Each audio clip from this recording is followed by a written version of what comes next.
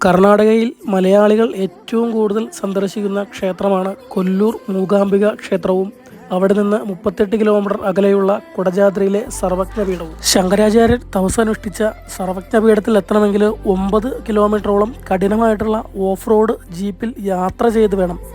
അവിടെ നിന്നും ക്ഷേത്രത്തിലെത്തിയാൽ 1.5 കിലോമീറ്റർ കുത്തനെ കയറ്റവും കയറി വേണം. മനോഹരമായിട്ടുള്ള മൊട്ടക്കുന്നുകളും ശരാവതി റിവറിൻ്റെ മനോഹരമായിട്ടുള്ള കാഴ്ചകളും കണ്ട് കുത്തനെയുള്ള മലഞ്ചെരുവിലൂടെ കോടയും ആസ്വദിച്ച് മല കയറി ചെല്ലുമ്പോൾ കോട മൂടിയ സർവജ്ഞപീഠം കാണുവാൻ കഴിയും. അല്പനേരം ധ്യാനത്തിലിരിക്കുമ്പോൾ കാലടിയിൽ ജനിച്ച ശങ്കരാചാര്യർക്ക് അയൽപക്കക്കാരനായ അങ്കമാലിക്കാരൻ്റെ സാന്നിധ്യം മനസ്സിലായെന്നോണം വീണ്ടും കോട കൊണ്ട് തന്നെ പൊതിഞ്ഞു.